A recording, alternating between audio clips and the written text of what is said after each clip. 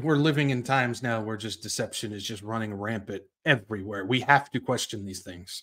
So don't just always take everything at face value. And we're going to kind of touch on that with this next thing when I'm going to talk about this Javier Milei guy. I think that's how you pronounce it, Milei, who's the president of Argentina, because a lot of people are jumping on this dude's bandwagon because of the speech that he just recently talked about at the WEF thing, because while it wasn't laced with profanity, a lot of people are praising him because it was anti-socialist, anti-globalist, and all these things, pretty much everything that seems to be anti-WEF, which is interesting. So let's go ahead and talk about this. So if you guys haven't seen the speech, I'm not going to play the speech or anything, but he just goes off on, you know, anti-socialism and all these things, basically going against the WEF agenda. But again, a lot of people are claiming that it's a gut punch to the WEF. Now, the first thing I always like to look at is, where is this speech getting promoted?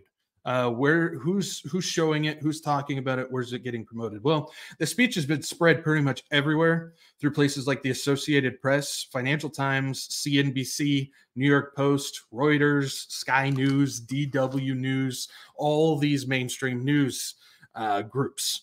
And on top of that, it's also come out with none other than Elon Musk throwing his support behind it as well. This is Elon Musk praises Javier Milei's World Economic Forum speech and gets his Grok AI to make his annual dig at Davos. Yeah, of course. Yeah, if you haven't seen that, he promoted how his AI is anti-Klaus Schwab and all these things like that. Well, we know Elon Musk is not who he seems to be, because he continues to support and promote things that the WEF is doing as well. But he's coming out in support of Milei. And again, this speech is being promoted on all of these mainstream media companies. And with that, you're finding the comment sections being absolutely lit up with people promoting this guy and talking about how, yes, this is what we need. We need this type of guy. What he said is fantastic, throwing their support all over the world behind this guy. And what's fascinating is this speech that apparently is anti-WEF, anti-globalist, and a gut punch to the WEF agenda is even on the WEF's own YouTube channel. That should bring some questions, because it certainly brings me some questions. So question one, if it was truly an attack on the WEF, why would they have it on their channel? If this goes against everything that they want and it actually brings them harm, brings an attack against the agenda that they want, why on earth would they put it on our YouTube channel? They could easily just pull it down and not promote it, but they have it on their YouTube channel. And again, even the mainstream media websites are featuring videos with this speech as well, some of them even praising the speech from Milei. Well, he's also been in positions which allowed him to come under the wing of this guy. So Milei got his start from this guy. Here we go with the name. Eduardo Urankian. It's the best you're going to get. This dude has been a major globalist and elitist and a part of the WEF agenda for a very long time. And he took Milei under his wing and brought him into politics. Basically, how I've talked about Emmanuel Macron, how he was brought up through another WEF guy, Jacques Attali. Well, this is the same thing for Javier Milei. This dude he's not as this Eduardo guy is not as high up as Jacques Attali, because Jacques Attali is like one of the architects of all this stuff, but he's been a contributor and a part of this for a very long time and brought Milei up into the politics. And then if we take a look, we see Milei is in fact a WEF contributor, and this isn't anything recent. This isn't anything new. If you go back to 2014, you will see he was even on a panel for investing in human capital. Might be a little small, but this was April 2nd, 2014 that he was a part of this. So he's been in the WEF for a very long time, brought up by a WEF guy and inserted into politics. Yeah. A few other things about him include his support for the 2020 vitamin. And if you don't believe me, this is a picture from 2021 where he was getting his second vitamin shot.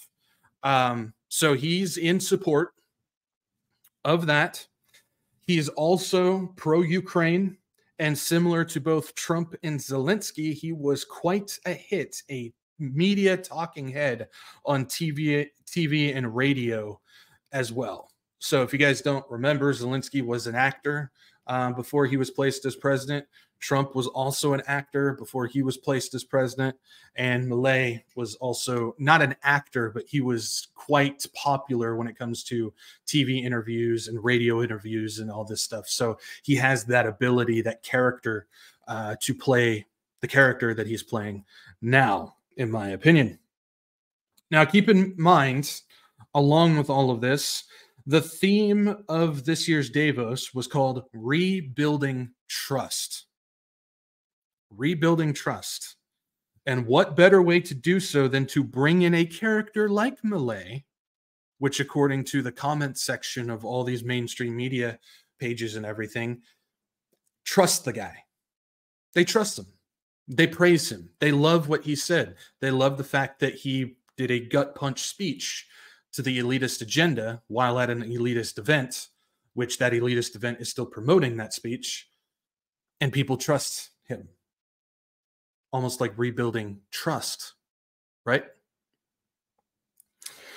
All I'm going to say is be very careful when it comes to these guys. I'm not going to tell you which way to believe. I'm not going to tell you anything like that. But when it comes to these pretty tricky guys, like Vivek was one, I went over all that. This guy is another one that I'm still keeping at arm's length. I'm not going to say definitively yes or no on anything, but I'm still keeping at arm's length, is the speaker of Mike Johnson. I've seen some stuff of his past, of what he's supported and everything that I'm not willing to trust that guy. There's some of these people that we just cannot just latch on because they say things that we like. And again, I sound like a broken record all the time, but we are naturally drawn to the people that say the things that fit what we believe. And so we just can't just naturally go in that direction. We just naturally believe what they want to say. And we tend to throw support behind these guys without actually looking any further into these things. This dude's background is not good. He was brought up just like Macron. Just because he's saying things that we like, though, does not mean that he's not playing a character. Kind of like Trump. So we've got to be careful about that. Many people jump so quickly into support, but I advise caution. Something, at least to me, does not sit right. And something that I have learned from the very beginning, and I still hold to this day because it's still true. If it's in the mainstream media, there is a reason why it's in the mainstream media. Always remember that. If it's there, there is a reason why it's there. And his stuff was in the mainstream media, quite prominent for a while. So, just again, I'm not telling you what to believe. Just saying, I advise caution. I advise caution.